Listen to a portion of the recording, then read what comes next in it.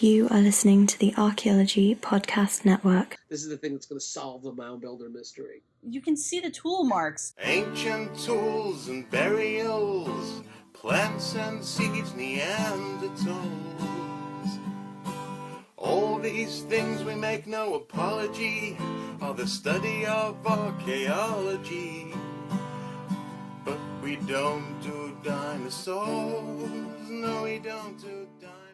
Welcome to the Archaeological Fantasies Podcast, episode 36. I'm your host, Sarah, with my co-host, Ken Fader. And today, we're talking about Ken's not vacation, where he did research so that the IRS won't sue him. We're going to listen to what he says about his discoveries with the Davenport Tablets and what he discovered with the Kensington Rune Stone, along with other stones that Ken's looked at over the years. Get ready to think critically. You will see are a staple of archaeology. But we don't do dinosaurs. No, we don't do dinosaurs. No, we don't do dinosaurs. Welcome back to the Archaeological Fantasies Podcast. I am back with my co-host Ken, who just got back from vacation, or as we are calling it, a research trip. Yes, I object strenuously, Sarah, to your use of the term vacation to describe my research trip. And I want anybody from the IRS who is listening to this podcast that make sure that you write down that I deny emphatically that this was a vacation, or that I had a good time. He says, Kenneth Fader, did not have a vacation. No, not at all, not at all. But you know, that's the great thing, great part of the job, right? Being a college prof, especially a college prof who does research in multiple places, is that you get to go to visit these places, and everybody in the world says, "Oh, you're going on vacation?" You go, "No, damn it, I'm doing research."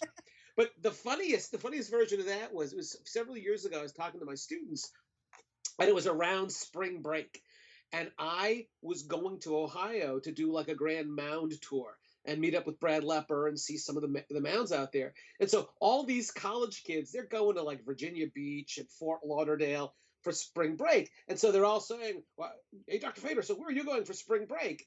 And I said, "Ohio." And they all looked crestfallen for me. And they go, "Oh, what, you have to go there? You got like relatives there?" I said, "No, man, I'm going to go see archaeological mound sites." And they just kind of looked at me like I was nuts and walked away because they were going to the beach. They were just realizing how boring maturity becomes, though. They're just like, damn, I can't go on vacation anymore. No spring break. Yeah. But actually, I am on sabbatical this semester, so I'm not going in and teaching the little darlings for this. And for people who don't know what sabbatical means, it just means longer vacation. Yes, it's right. It's I'm not supposed to say that it's this scam that us profs have worked out where we get to take off time. But I mean, the fact of the matter is, really and for true, I'm busy and doing a lot of work. That's all going to be part of research. It's all part of a research project and all part of what I teach. But it's a really sweet opportunity to kind of step away from the day-to-day grind of going and teaching and grading tests and serving on committees and just focusing on the research. So it's pretty sweet. And listen, I understand people who kind of resent that and think it's a scam. It's not, but I get it. We have this we're privileged in the academy to have this opportunity. Hey, I took a sabbatical from my job when I was working for the state, and I went and dug actually in southern Indiana for an archaeological. Right. So yeah, you can take a sabbatical anywhere you are. But Ken, where did you go? Well, you see, this is the deal. My sabbatical has actually involved several trips, and the theme of it is I'm looking at archaeological sites and artifacts, most of which were discovered, and I'm going to put those in scare quotes, in the 19th century through the beginning of the 20th century. There are some outliers a little earlier, a little later than that. But these are archaeological sites or artifacts that the majority of the archaeological community consider to be fraudulent, hoaxes. And all of the ones that I've been looking at have written, incised, etched messages in some European or Asian alphabet. So in other words, earlier on in the podcast, many podcasts ago, we had Jeff Gill and Brad Lepper talk about the Newark Holy Stones. Right. Well, in my sabbatical, I'm looking at other artifacts, some actually still in situ, in place where these were ostensibly discovered, that are all over the country that have written messages, and they may be in. Remember, with the New Holy Stones, we were talking about Hebrew found in a mound that was supposedly 2,000 years old, thereby lending support to the hypothesis that the lost tribes of Israel or some group of Israelites made it to the New World in antiquity and somehow interacted with Native Americans. Maybe they built mounds, they buried their dead, or whatever.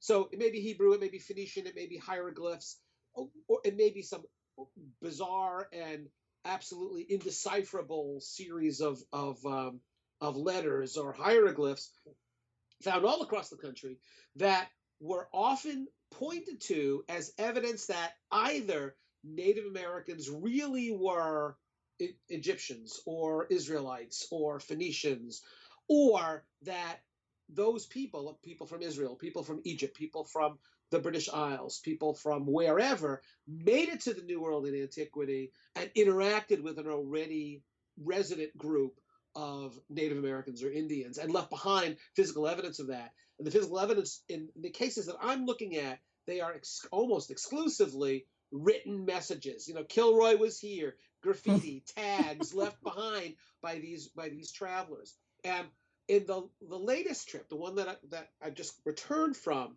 I actually saw two of the most famous. Two sites that are the most famous. There are multiple artifacts. The first are the Davenport Tablets, and we'll talk more about this in particular. I'll step back after I talk about where I went this past week and talk about the project in general, but then I'll focus on these two. The Davenport Tablets, which are found in Davenport, Iowa, in the 1870s, 1877, I think it was, found in a mound and there are images, pieces of slate and images that clearly do not appear to be Native American. It's not the style of Native American iconography. There appear to be written statement on one of them, images that in fact look like things from Old World alphabets. So those are the Davenport tablets, and there are two tablets. One of them actually has message on both sides. We talk about the three messages. So I got to see those at a wonderful museum, the Putnam Museum in Davenport. If you're in that area, Davenport is pretty close to the border with, Wisconsin? I don't even know. No, Illinois, Wisconsin. It's all kind of the same. It's all a blur to me. For driving so much. It's a wonderful Are museum. you saying those states all look alike? No. They're really close together, and they look alike. Yes, they absolutely look alike. The deal is, having done a lot of travel as in my 50 sites project, that's my obligatory reference to the book that's coming out sometime that everybody should buy for Christmas, and buy multiple copies, absolutely. But my 50 sites project, and now in this epigraphy, which is the word used for these written messages, that project, I travel around a lot. And listen, I love the people of the Upper Midwest. They're wonderful and sweet, and everybody was incredibly helpful, and it's great. But you drive there, and you drive there for 4 hours, and you look out your window and you go, have we actually moved? Because this looks exactly like what we were driving through 4 hours ago. It's rolling hills, a lot of farmland. This time of year, nothing's green, so it's all kind of brown. It's different from driving, through Sedona in Arizona, where you have these amazing red rock caverns and mountains, and that's gorgeous. It's very different in the Upper Midwest. But I saw the Davenport tablets, which are really very, very interesting.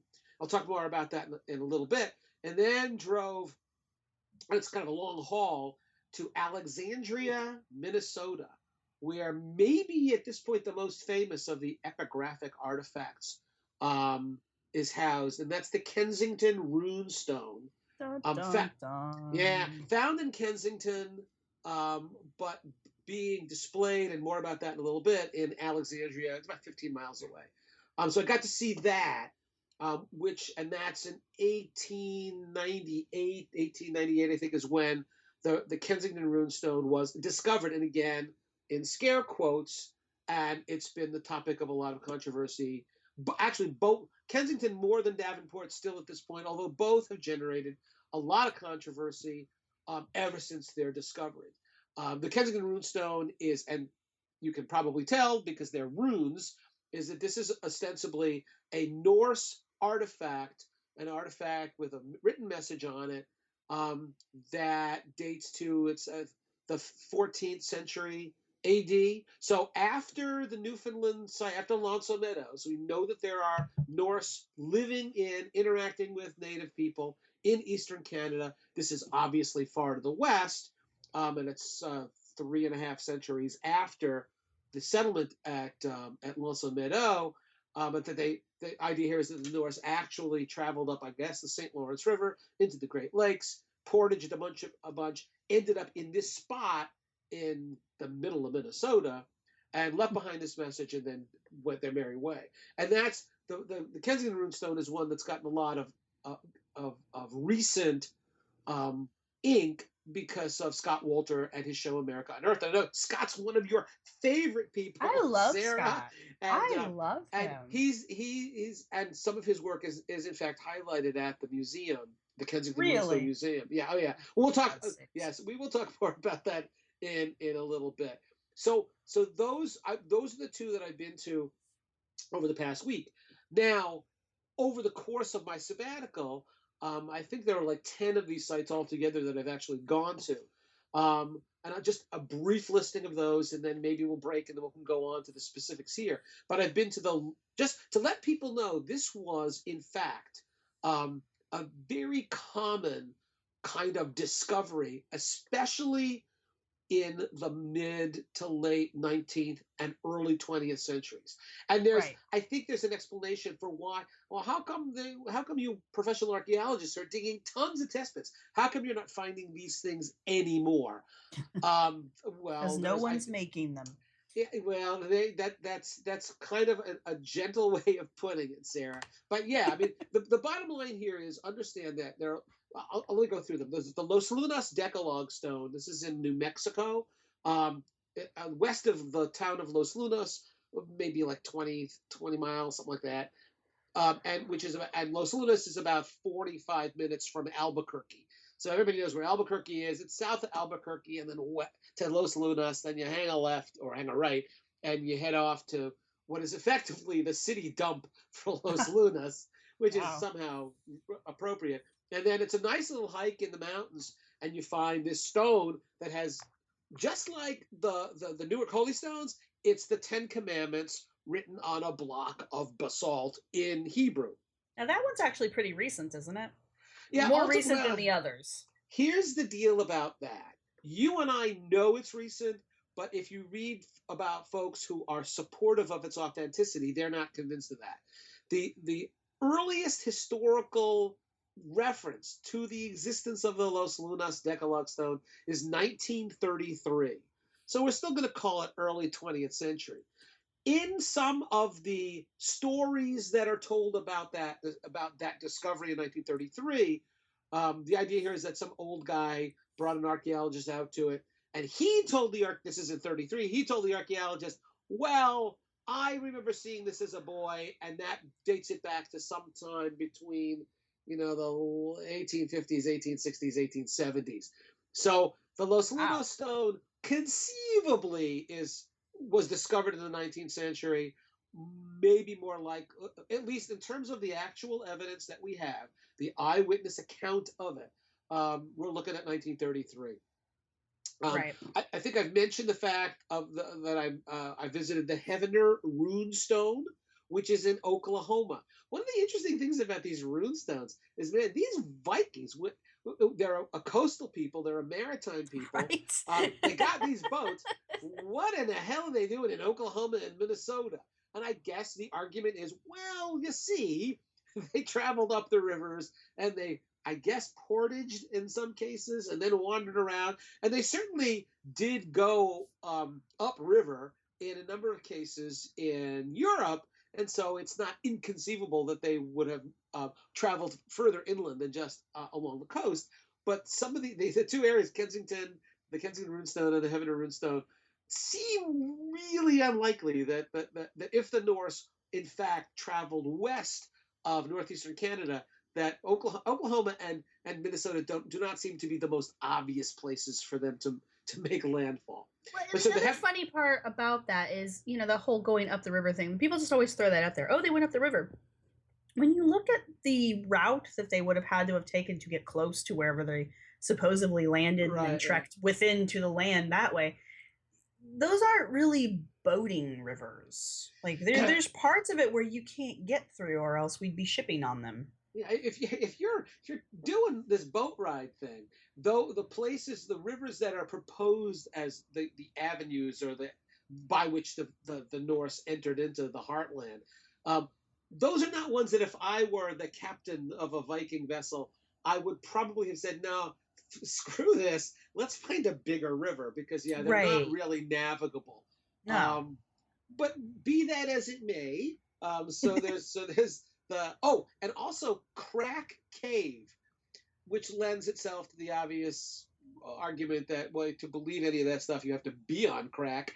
But I am not gonna stoop to that. I will. Is that part of the Turkey Run or Turkey Canyon grouping? This is Painted Canyon in southeastern Colorado, which has lovely, lovely rock art, some pretty cool petroglyphs, and some really, really nice pictographs of a sort that I've never seen, and probably because it's just, I'm used to most of the rock art that I've seen is down there in New Mexico, Arizona, and Utah, and stylistically, it's very different from the stuff in southeastern Colorado. But so in Crack Cave, there's supposed to be Celtic or Ogham, which is a writing system that I think it's it's after the Common Era begins, and it's mostly in Ireland, and it's straight kind of horizontal line or a vertical line with then perpendicular lines coming off of it. And as you know, Sarah, there are lots and lots of tallyings that Native Americans did that you could fool yourself into thinking, well, that's Ogham because, it's a line with a bunch of perpendicular lines off of it. If you didn't know anything about Ogham, yes. Yeah, exactly. Which is Ogham's very distinct. Actual Ogham is very distinct. But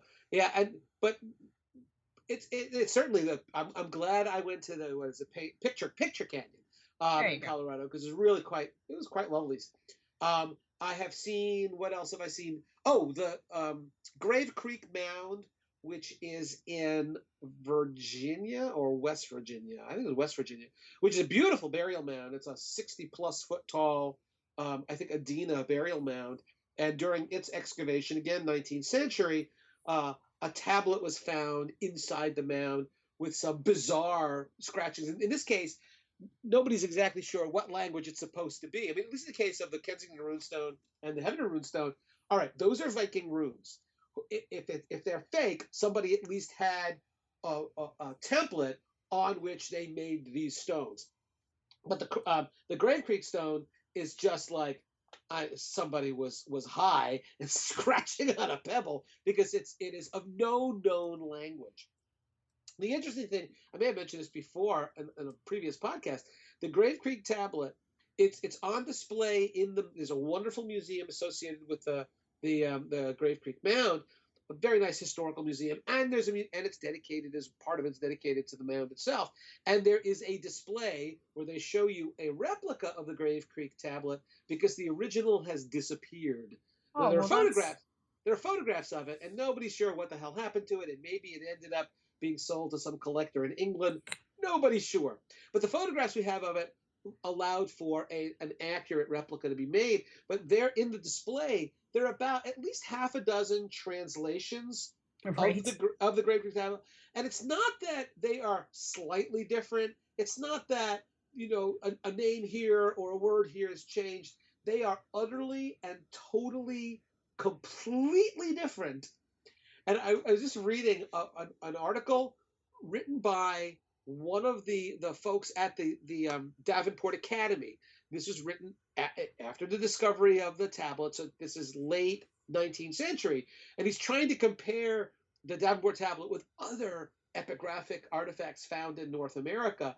And he talks about the Grave Creek tablet, and it's wonderful. 19th century writing is wonderful because they're very concise, and you never know, are they trying to be funny or is it serious? Because the way this guy writes it is, well, the fact that there are several different interpretations of what the Grave Creek tablet means, several completely and utterly different translations, the guy says, is, I admit, rather embarrassing. Well, shit, yeah, it's embarrassing. So there's that. Okay. But we have to go to break real quick, and then you can wrap up. And then I want you to tell me about what you saw when you went to Davenport and to Kensington. Absolutely. All right.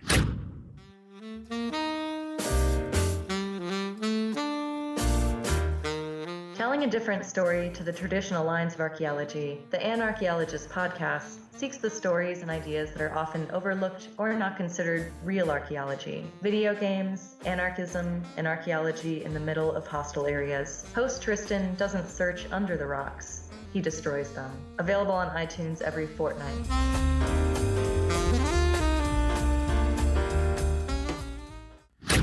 And we are back. Ken, tell us about the Davenport tablets. Yeah, what you saw. It was really cool what I saw. First of all, I think I said before, the Putnam Museum in Davenport, Iowa was a really nice museum, science museum. They had this big Egyptian exhibit there, in fact, a traveling exhibit with replicas of the stuff from King Tut's tomb. But they also have their own Egyptian exhibit, their permanent exhibit, stuff that was donated by folks who live in the area years and years ago, and a really nice exhibit about the ecology of the area, the history of the area, and lots of stuff. This is in Iowa? Yeah, and lots of stuff devoted to Native Americans. It was really very cool. And in the part of the museum that's devoted to, with lots of dioramas, really well done, there is a panel, a display case on the wall devoted to the Davenport tablets. There are 1, 2, 3, I think it's 5 artifacts that are on display altogether. 2 of them are effigy pipes, Sarah. Now, effigy pipes are pretty cool. Effigy pipes there are effigy pipes there. Effigy in the sense that they are the bowl of the pipe is carved into the shape of usually an animal. So I've seen authentic Hopewell effigy pipes that look like ravens, coyotes. The frogs are my favorite. Frogs are beautiful. Geese. Are you ready for what these effigy pipes are, Sarah? Sure. Elephants. Huh. So the deal here is, and they're both fraudulent. Okay. They're clearly fake. And deal here is the point of making fake pipes that look like elephants was that these things date to when elephants roamed the Midwest. In other words, but nevertheless, the argument. So woolly mammoths are kind of the stereotype of those animals are Ice Age animals, and so these critters were made to look like elephants, almost certainly to try to convince people that these were being found in mounds and that the mounds dated to a very ancient period. There, at some point, I have to find the original reference, but there actually was a suggestion that the mounds were so large, the people who built them must have had domesticated animals, and those domesticated animals may have been mammoths or mastodons. That's how weird this gets. So you have those 2 pipes were not found at Cook's Farm, which is where the inscribed tablets were found. But the deal here is that the 2 pipes, one of the pipes was found by Jacob Gass, Gass, and he's the main man. He's the Charles Dawson in all of this. Charles Dawson's the guy from Piltdown who was involved in all of in the Piltdown discovery, but we're never quite sure, was he alone in it? Was he just a dupe, or was he behind it altogether? So Jacob Gass found one of them, and either it was his brother or some other member of the Academy found the other, and they're clearly fake. Jacob Gass is a German. He's a reverend, and he's German, and he has recently relocated to Iowa. And from what I understand, now most of what I know about the Davenport Tablets comes from the book "The Davenport Conspiracy Revisited" by Marshall McCusick. And that book's still around. Go and find it. It's a wonderful book. McCusick was an Iowa State archaeologist, and a real deal archaeologist. And the Davenport story bothered the hell out of him, and he decided to devote a bunch of his time to kind of breaking it down and solving it. And here's what happened. Now, I'll tell you what I saw, but just to give you background. So Jacob Gass arrives on the scene in Iowa, and he becomes a member of this academy. These academies were kind of common things in the Midwest, especially. What's the academy's name? The Davenport Academy. Okay, sorry. That's the name of it, because it's Davenport, Iowa. Right. And what it is these guys, people who are members of the academy, as was true in other academies, they're living in basically a very rural area where most of the people in town are farmers. But these guys are doctors or lawyers or engineers or surveyors. They are more highly educated, and they don't have a place to go and sit and to have elevated conversations about history, geology, and archaeology or art. The farmers have the Grange. They have places where they meet where they can talk about farming. Well, Right. These more educated guys who, in some cases, maybe they feel that they're superior to the farmers. They want a place where they can sit and smoke their cigars and drink their sherry and have lecturers come in and talk about geology or paleontology or history or archaeology. And that's what the Davenport Academy was. So you've got learned men in a town that's basically pretty rural, where people do not have a lot of education. It's a place for them. It's a social meeting place. It's an educational place. It's a place where they can talk about things more than, what wheat futures are going for. Right. And one of the things that was interesting to the folks in the Davenport Academy, as was true throughout the Midwest, was the mound builder mystery. Who built the mounds? Couldn't have been local Indians. They're simple and backward and primitive. So we're going to solve this.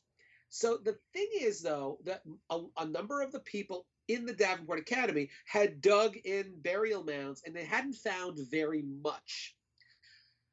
Gass arrives on the scene and apparently immediately gets people pissed at him, because he tells them, well, if you haven't found the answer to the mound builder story, you're all just dumb, because obviously the answer is here in the mounds. And I just arrived, but I'm going to solve this.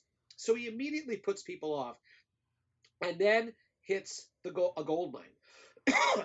There's a local farm, Cook's Farm, in which there's a burial mound, and it's going to be changing hands, and they maybe are going to plow it under. And Gass gets permission to dig in the mound. And in fact, they find human burials and a lot of very interesting artifacts.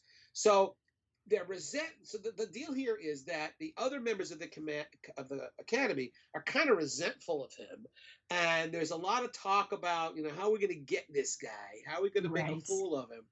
And at least this is McCusick's opinion. He went back and looked at diaries and looked at original sources and primary documents. And what he came up with was this notion that these guys decided to make a fool of Gass. And what they did, and here's the part that absolutely clinches it. There are 2 slate tablets, and really 3 if you count one that's got a message on both sides, which then was subsequently split apart because it's just slate, so they just broke it along the cleavage plane. So you can, in the museum, you can see both sides of one of the tablets and the one inscribed side of the tablet that's inscribed on only one side. And I'll talk about that, the inscriptions, in a sec. Right. They're roofing tiles, Sarah. I mean, no, but here's the deal. One of them even has the holes that the nails went through. Now, I'm not going to vouch for this, Sarah, but I want this to be true. The roofing tiles, the slate tiles, I have read, actually came from the roof of the local house of prostitution. That would be amazing. There's no way to check that, but that would be amazing. That would be amazing. And so the idea here is that these guys were at the academy one night, and they didn't even bother to knock the holes off? No. They were getting drunk, And they decided, let's make a fool of that gas guy because he's a pain in the ass. He's a big mouth. He's a braggart. They climb up to the roof. They steal the tiles. They go to the basement of the academy and they scratch this nonsensical bullshit on two faces of one tile and one face of the other. And then they sneak out to Cook's farm. They bury the slate tablets in the mound. Gas finds them and absolutely, does that victory dance that they do in the end zone. Look, I have solved the mystery of the mounds. Now, here's the deal. One of the tablets is called the hunting scene. And it's one of the things that I've noticed about a lot of this stuff, Sarah, is that it's extremely, and this is true for the Michigan relics. It's true for the Davenport Tablets. It's true for the Crack Cave stuff. It looks very simplistic. It looks like a fourth grader did it. Right. It doesn't look, if you've ever seen Egyptian hieroglyphs, if you've ever seen real Hebrew, this stuff looks like somebody was like just didn't have any skill or ability or knowledge, which is exactly what it was. So weren't you the one that made mention that, when the Europeans went out adventuring, they sent their least educated, and that's why all of the writing is such crap? Maybe that's true. But it's amazing, actually, when you read some of the stuff written by folks 300 years ago. Sometimes it's so beautifully written. It's better than anything a college kid could do today. These folks, if they went to school, they learned how to read and write, and they read classical literature and the use of allusions and metaphor and simile. It's kind of amazing. But anyway, so the hunting scene is this bizarre thing. It's a tree, again, very childishly drawn. Yeah. With like animals kind of floating around it. And so the argument was, they're showing a hunt. The other side of it is called the sacrifice scene. And what it looks like, what it's claimed to be, is a human sacrifice. There's smoke, and it looks like, like if you were applying to cartoon college and you drew this is how I'll draw smoke. They would tell you, find another job because it's so badly done. This one has almost like a rainbow across the top with a random assortment of things that are supposed to be letters in this rainbow. And then there's smoke and what looks like a fire underneath, and people look like humans kind of holding hands around the fire, and the argument is that it's some kind of a sacrifice scene. And those are two different sides of the same tablet. The other tablet has a series of concentric circles with marks inside, and maybe it's like a zodiac. That's the one that, by the way, still has the holes from the nails that held the roofing tiles on. It sure does. So, my God, I pulled up pictures, so I'm looking at them while you're describing them. And I took some photographs, and I will send those to you, Sarah, and by all means, upload them. Show them on the blog. They're just silly looking. The other thing that McCusick found was that these guys had in their possession a dictionary that gave examples of letters from old world scripts. And you can almost go down all the letters that are shown there in that kind of semicircle above the human sacrifice, then that each one of those shows up in this dictionary. So they knew they weren't writing anything. They just went to a thing and said, here are random letters from various scripts, and they repeated them. One of the mistakes they made, as McCusick showed, was that some of the letters are not contemporaneous.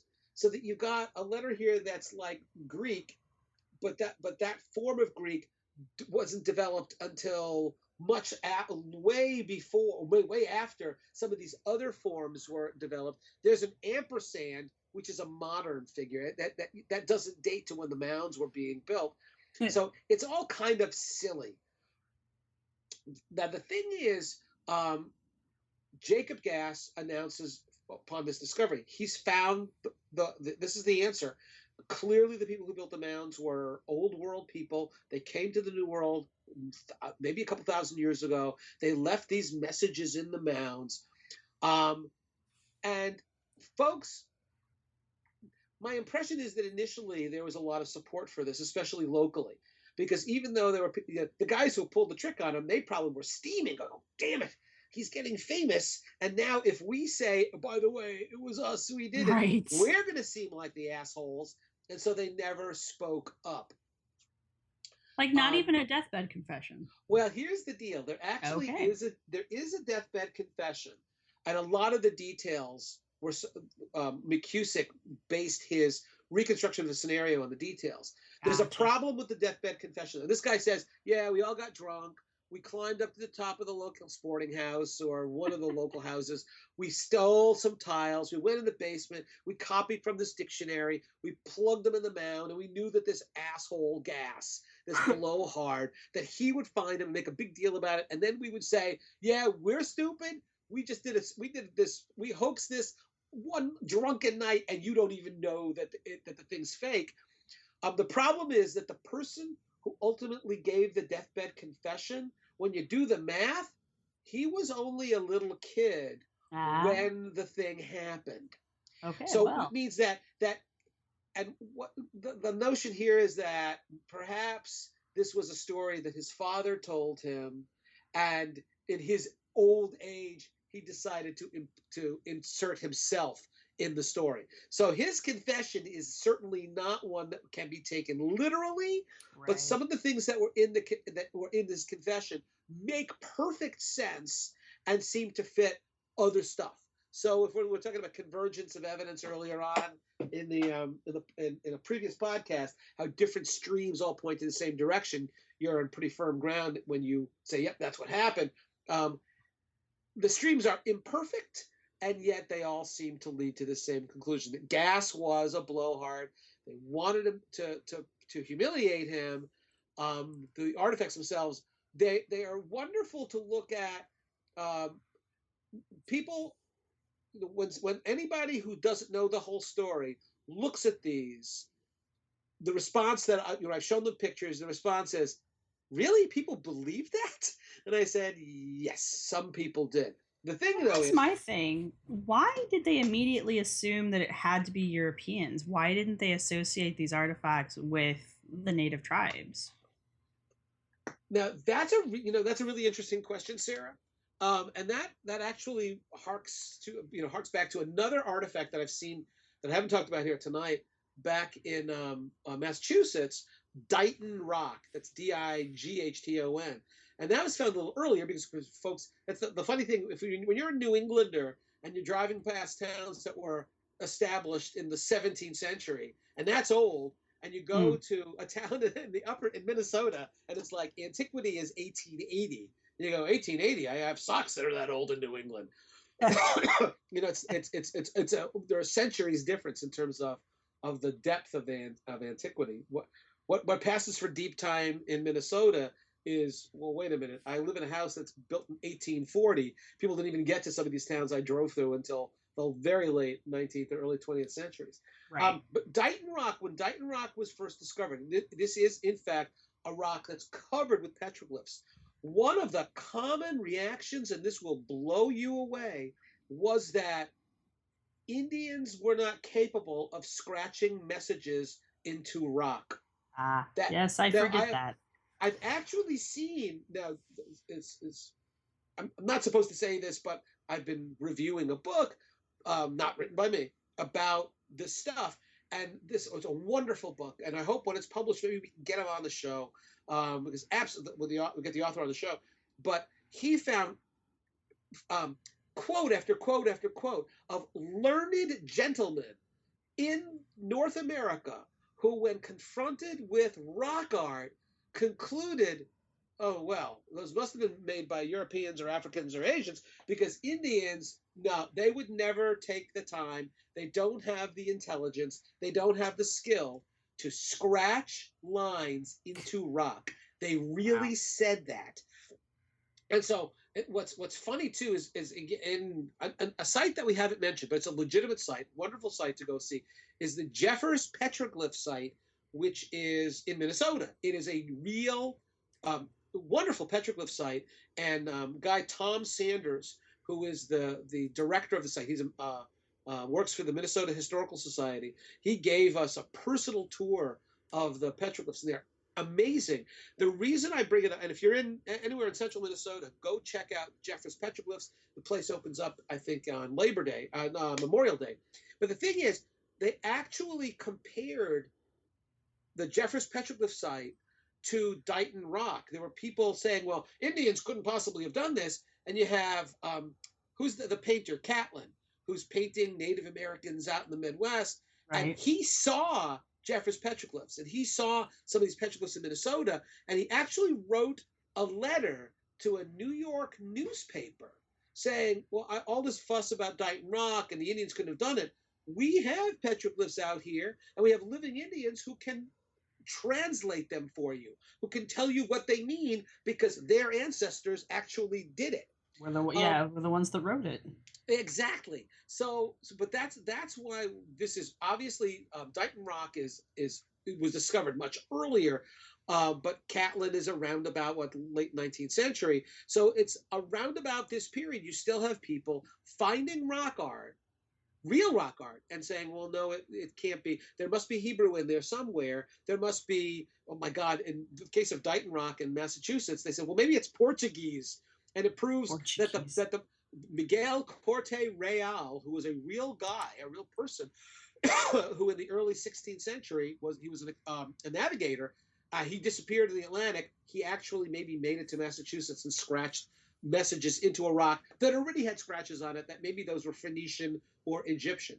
So it's typically the case that with real petroglyphs, assigning them to somebody, it's like the mound builders. Well, the Indians couldn't build mounds, it must be somebody else. Indians couldn't make rock art, it must be somebody else. That's a tradition of Europeans or Asians, not of our Indians. They're too lazy. They don't have the skills. That was commonly the canard, the libel. So it's not surprising that when fake artifacts were found that had what appeared to be Greek letters, maybe Phoenician, maybe Hebrew, to say, oh, for sure.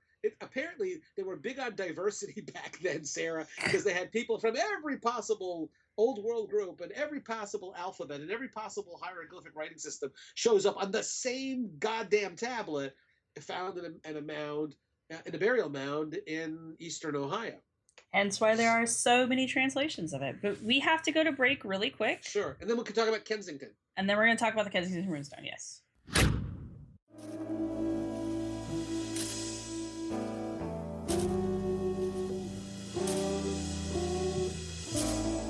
The CRM Archaeology podcast brings together a panel of cultural resource management professionals to discuss the issues that really matter to the profession. Find out about networking strategies, job hunting, graduate programs, and much more. We'll often feature interviews with college professors, CRM business owners, and experts as well. Check out the show on iTunes, Stitcher Radio, and at www.archaeologypodcastnetwork.com/CRM Arc Podcast. Let's get back to the show.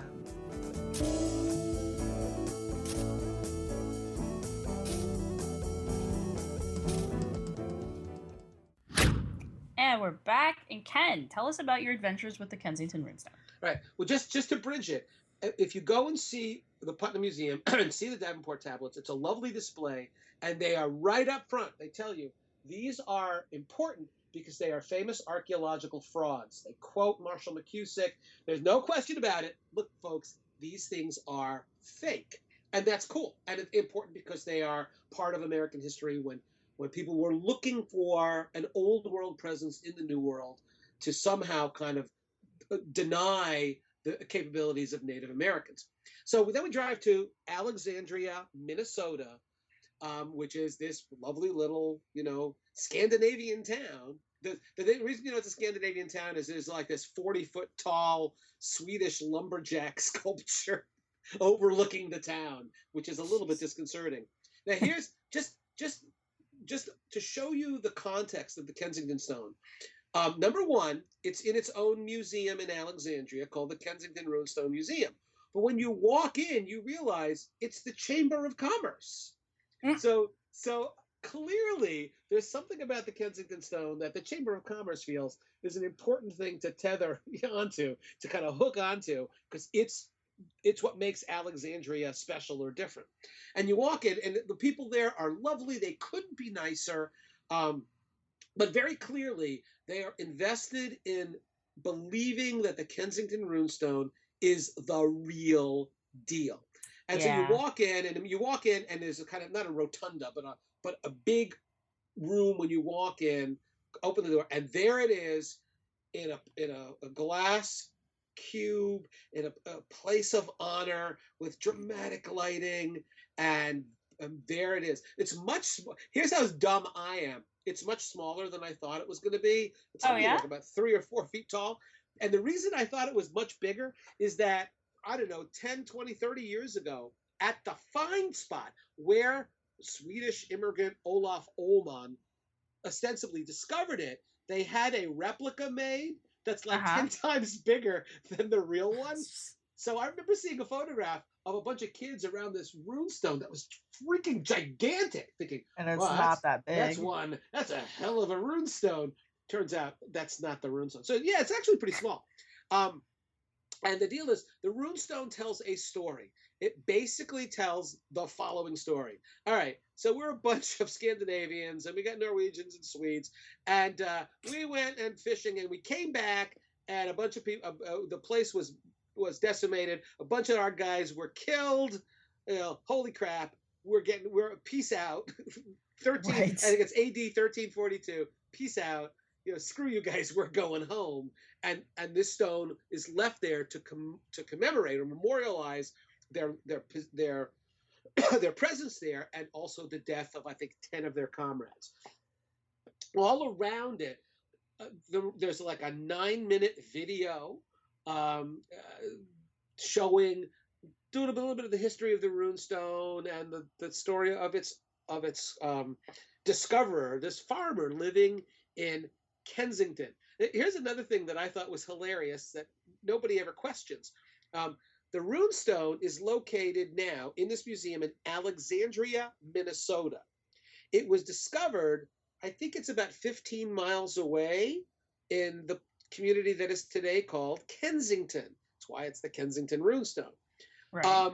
But at the museum, you can buy a license plate frame, for the license on your car, that says Alexandria, Minnesota, birthplace of America. And not only is that hilarious, it's Kensington that should, if it's legit, it's Kensington, not stinking Alexandria, for God's sake. But I did not buy that. By the way, in the museum's gift shop, along with T-shirts and funny-looking Viking hats, it's Vikings. It's Vikings all the way down. You can buy. They have 2 bumper stickers you can buy, Sarah. And did you buy them? No, I didn't. But it's equal opportunity. There is one that has a picture of the rune stone on it that says Kensington Rune Stone. It's real, and another one that says Kensington Rune Stone. It's a hoax. Wow. And I didn't ask them which one's the better seller, but I think that just about anybody going through the museum would buy the It's a Real one, because in the video, it's kind of sad.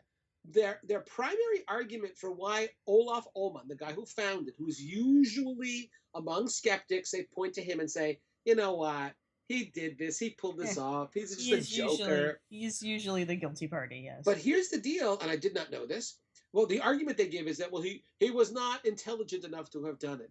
That happens a lot, right? They always blame the hoaxer. No, Dawson couldn't have done it. He was a moron. No, right. But whatever. But the other thing that's really sad, and you have to, the logic here is a little bit ass backwards, but they say Ullman didn't do it because after he did it, there was so much resentment, and he got dumped on so much that one of his kids left the community and never spoke to his father again, and another one of his kids committed suicide. Oh no, I didn't know that. But so the argument therefore is, that he wouldn't have pulled off a hoax that would have ended up with his kid committing suicide. I said, well, wait a minute. How would his kid have known? It doesn't make any sense. But obviously, what they're trying to do is, you got to feel sorry for the guy, and who knows? Maybe the fact that it was a hoax and everybody kind of knew it, and he got the blame for it. Maybe that, that his kids were angry about that or upset about that. It led to all kinds of bad stuff. Of course, that has nothing whatsoever to do with the legitimacy, the authenticity of the rune stone. But then in the main section, oh, absolutely, you've got a PowerPoint that runs, that's on a loop, and a lot of it is Scott Wolter's stuff. It's where he's proven that the two arguments that are presented are the argument that Wolters presents, or two of the most important ones. That number one, he has analyzed the weathering on the rune stone. He loves to talk about that crap too. But essentially, you and I know that what he did was he compared it to like gravestones in New England. Yeah. And on that basis said, this thing has to be much older than Olaf Ullmann. He couldn't have done it because it's way older than that. And the other argument he gives is that there are runes on that stone that were unknown to be legitimate runes when Ullmann was ostensibly, when he discovered it. So he couldn't have used those runes because nobody knew those runes. And it's only recently that we've discovered, oh my God, those are authentic runes.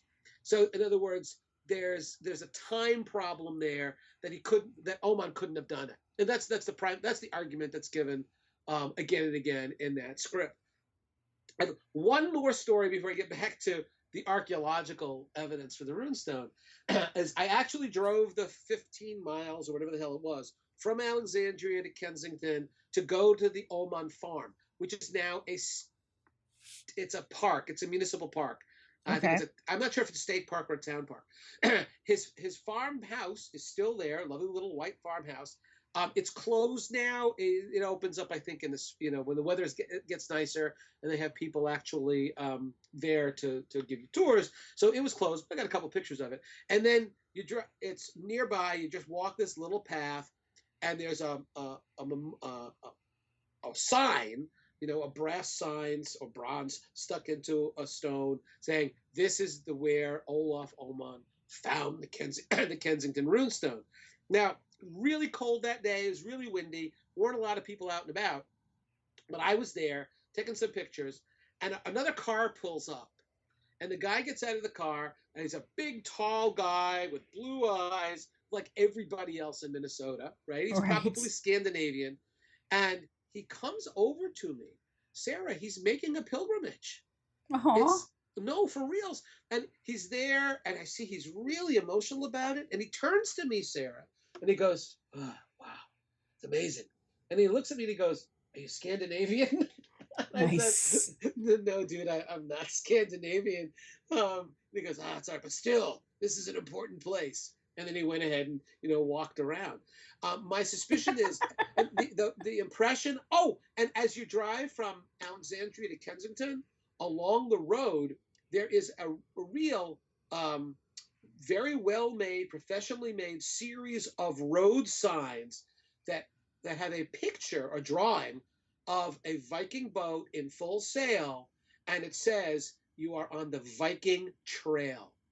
The point here is the Davenport conspiracy, Davenport Tablets, there's no invested community in eastern Iowa that says we are the descendants of the people who left those tablets and we're here to defend the honor of those tablets. Because they can't point to one group definitively, exactly, like the Kensington Stone does. So so the valuable lesson here, Sarah, is if you're going to pull off an archaeological hoax, be more focused. Right. Choose one ethnic group to be the not Native Americans. Point. No, not Native Americans. Of course not. So, can't pick Native Americans. So the deal is with the Kensington Stone. When you look at the license plate frame, it's fun, it's funny, but there's an element of seriousness to it. Birthplace of America. So it's not those Indians, it's not those Italians, Columbus and those guys. It's not those English at Plymouth. It's right here. It's a Scandinavians, God damn it, in Minnesota. And so when people go there as a pilgrimage, and it's where We are an ethnic group proud of this possibility that our ancestors were here first. And that's what the Kensington Rune Stone is all about. The scary part is that in the museum, Sarah, there's a diorama, very they must have gotten like mannequins from the local department store and dressed them up in old looking clothes. And there's a painting. And when you look at them, my God, it's Revenge of the Blondes. It's these are the Scandinavians who are here, and they are the whitest looking people you've ever seen, and with beautiful little kids with blonde hair, and of course the women all have amazing blonde hair. Both in the diorama and in the painting, the dad will give you the dad. He's Scandinavian looking, but he's got dark hair, so that's okay. But apparently, blonde hair among those Scandinavians is a dominant trait, because the kids are all blonde as blonde can be. And even though genetically it is not. Well, who knows? Who knows that maybe he's not really the dad? Oh my God, that would be horrible. The mailman's children. But the deal is, and I don't think I'm reading too much into it. It is this kind of this ethnic pride. It's, we really white people. Maybe the Indians were here first. All right, we'll give you that. But damn it, we Scandinavians. It's not coincidental that these kinds of artifacts are most successful when there is a local group invested in their being, in their authenticity, right? Because of course, if I'm Scandinavian in Minnesota, I would think it's pretty damn cool if that Kensington Rune Stone was real, because it shows that we have incredibly deep roots here, that my ancestors didn't arrive in the 1870s or 1880s. They arrived much further, much longer ago than that. I think the 14th century. I think a lot of people try to use that as some kind of like retroactive claim of which is unfortunate, of authenticity on an area, and it's just kind of like it still irritates me, but I'm sure that's a conversation for another time. But it's still an irritating thing that people do. Well, and then ultimately, you know what? If you want to give the Scandinavians the Kensington Rune Stone, that's cool. Native Americans beat them there, even if it's 13. Native Americans were still there before the 10, 12, 15,000 years before right, that. Exactly. But it's okay, after the Indians, we were here first. The thing about the Kensington Rune Stone, and if you go online, if anybody here listens to the podcast, you go online, you'll see lots of arguments about the runic writing, about the weathering on the stone, a whole bunch of other stuff. That's all well and good. I am not an epigrapher. I am not a linguist. I'm not a geologist. But here's what I know as an archaeologist. If a whole bunch of Scandinavians were hanging out in Minnesota long enough to sit there and carve in a very hard sandstone this message, there would be standard pedestrian archaeological evidence for that. Hey, if they were there, where are their fireplaces? Where are the artifacts that they lost or broke or discarded? The 10 people who ostensibly were killed by Native Americans. Yeah, where are these people? Where are their bones? Where'd they bury them? Or if they burned them in a pyre, because that's the other thing I've heard. They didn't bury them; they burned them. That still shows up in the record. So where are the funeral pyres? I mean, Alice Kehoe wrote a book on the Kensington Rune Stone, and Alice is pro authenticity, and Alice is a trained anthropologist, archaeologist. I have enormous respect for Alice. I think she's wrong about this. I think she's backed off of her support of the Kensington Rune Stone. I'm not. I haven't seen that, so I'm going to let Alice speak for herself on that. But Alice herself, because she's a scientist, says, "Hey, you know what, guys? They have done archaeological surveys in and around the Rune Stone find spot and in the general area. So archaeologists have dug a bunch of test bits, and they have not found a single artifact, a single piece of material culture that would lend support to the authenticity of the Kensington Rune Stone." So, Scott Walter can go on and on and on about the individual runes and about the weathering, but he doesn't have an answer to this question. Where's the stuff? Yeah. And if you don't have the stuff, then, of course, as an archaeologist, that's the gold standard: artifacts.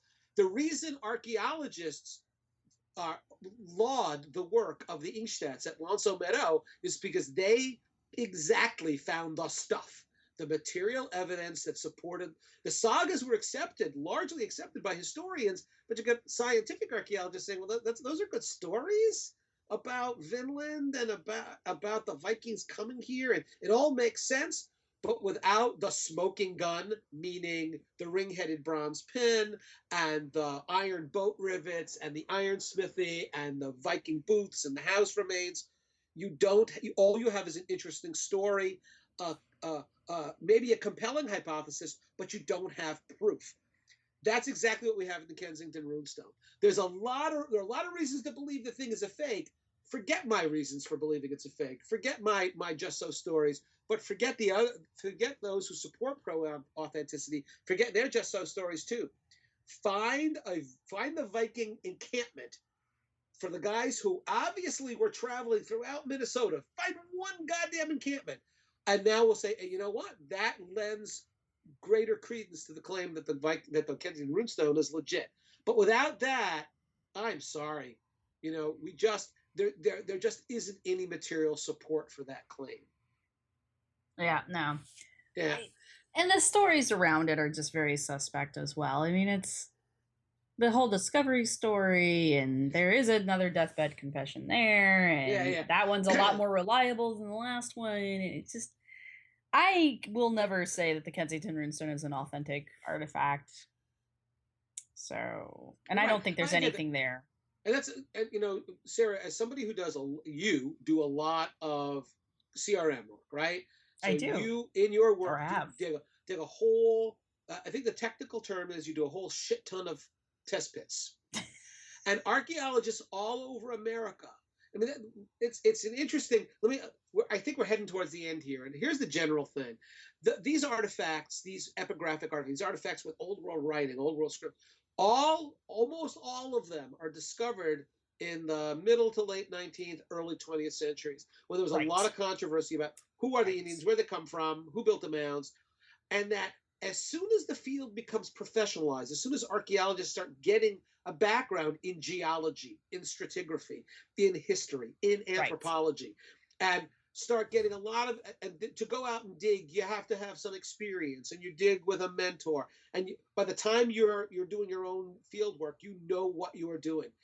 It's an interesting point to make that once that happens, nobody finds these artifacts. Exactly. And there are two possible explanations. If you are conspiratorially minded, it's we're still finding them, but we're hiding them.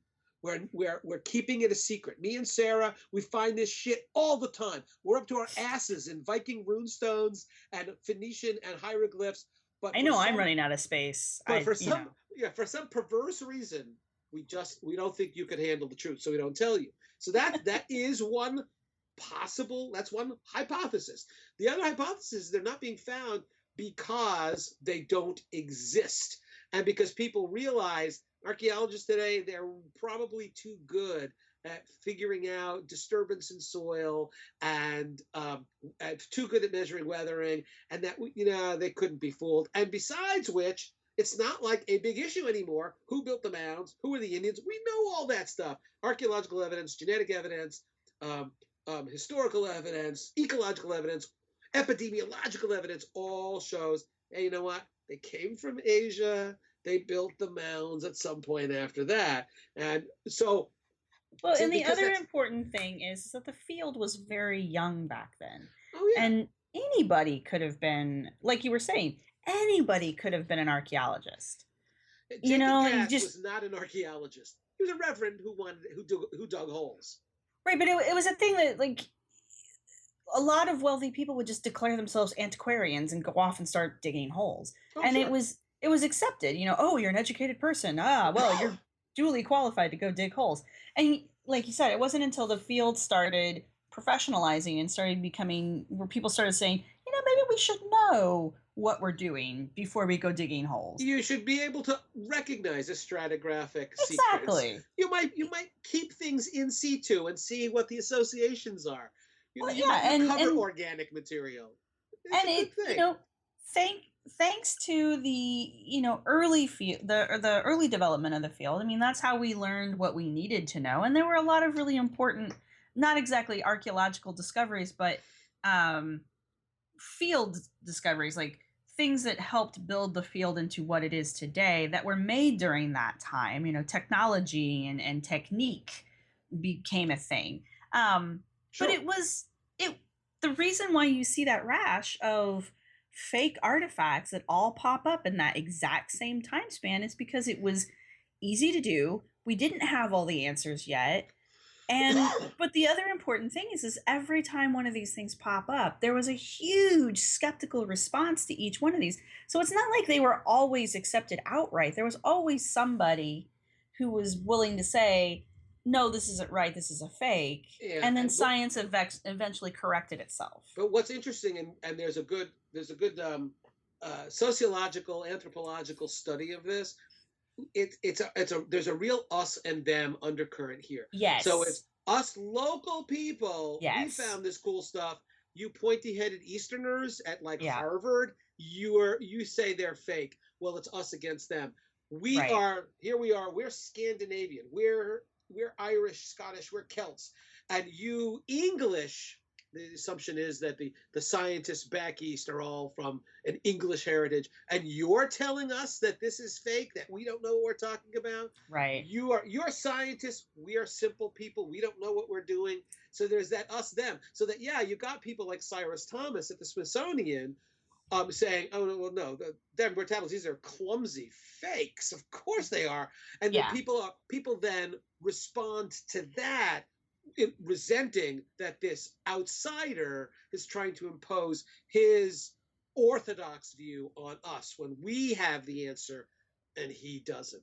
But just to get back, a few years ago I did a survey only in this local area, Connecticut, Rhode Island, Massachusetts, and I asked historical commissions and various groups who fund archaeology.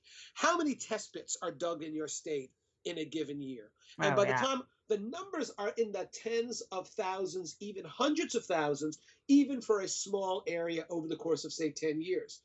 The bottom line here is archaeologists are digging a whole lot of holes, and we are sifting a whole lot of dirt. If there was an undercurrent in North America of a Norse presence south of Canada, a Celtic presence, a Phoenician presence, an Egyptian presence, a Lost Tribes of Israel presence here, we would be up to our asses in these artifacts. We'd be finding them all the time. So again, you got the three options. One is that we're so stupid that we pick up an ancient Hebrew tablet in a site that's 3,000 years old. We don't know what we're looking at, so we throw it away. That's not going to happen. We know what it is, but we're hiding the truth. The other possibility is we don't find those things because they don't exist. They just don't exist. They can be traced to a particular period of time, an interesting period of time that's rife with speculation about who the Indians are and who built the mounds, and whoever finds the answers to those questions is going to get famous, be able to write a book, maybe make some money off of the deal. That's why it happened then. It doesn't happen now because it can't happen now. And exactly. to make your point, to redouble on your point, maybe people look at something like the Kensington Stone and say that's hard, or even the Davenport Tablets. Wow, that would have taken a lot of time to do. Let me tell you something. Faking a tablet with some writing on it is at least doable. Faking an entire archaeological assemblage, an entire archaeological component of a site, and faking that so that an archaeologist would find and go, my gosh, we have an ancient Phoenician village here in Iowa, is well nigh impossible. Right. That's why we find epigraphic stuff, because you know what? You got a dictionary, a piece of slate, and a couple of hand tools. You can make something that apparently can fool people. But reproducing a site with the remnants of houses, the remnants of fireplaces, the remnants of tool making features, man, you have to be a genius to be able to do that, and I don't see that happening. Especially with the technology that we have at our disposal these days, and the experience that so many archaeologists have. Absolutely. You're just not going to pull that off. But Ken, thank you very much, and I'm glad that you had a good research trip. That wasn't a vacation. Research trip. It was Kenny's excellent adventure in the upper Research Midwest. trip. I had a great time, and again, I thank all the folks. The people at the Kensington Rune Stone Museum couldn't have been nicer. Tom Sanders at the Jeffers Petrichal site again couldn't be nicer. So people helped me out a lot. Of course, I didn't advertise the fact that I thought Rune Stone was a hoax, but you know what? Oh, but they'll know now, Ken. Well, They'll you know know what? now. I really think they would have been okay with it because they just think this is really interesting and I can believe whatever I want. They've got Scott Walter, so they're golden. Scott Walter. All right. Thanks a lot, Sarah. This was great fun, and we'll see you next time. Yeah, man. Talk to you later. Raise your trials as one will call. No, we don't do dinosaurs.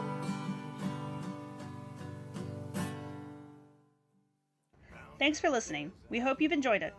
Our music was provided by Archaeosuit Productions. If you like what you've heard, please subscribe and rate us on iTunes or Stitcher and share us wherever you use social media. You can contact us with your questions, comments, or angry email at archifantasies@gmail.com. You can follow the podcast at www.archaeologypodcastnetwork.com/archifantasies. You can follow the blog at www.archifantasies.com and get updates on Tumblr and Twitter at archifantasies. You can also look for us on Facebook. If you're looking for the show notes for this episode, go to the podcast website at www.archaeologypodcastnetwork.com/archifantasies. Thanks again for listening. Dinosaurs. No, we don't do dinosaurs. We don't do dinosaurs. This show is produced by Chris Webster and Tristan Boyle, and was edited by Chris Webster. This has been a presentation of the Archaeology Podcast Network. Visit us on the web for show notes and other podcasts at www.archaeologypodcastnetwork.com. Contact us at chris@archaeologypodcastnetwork.com.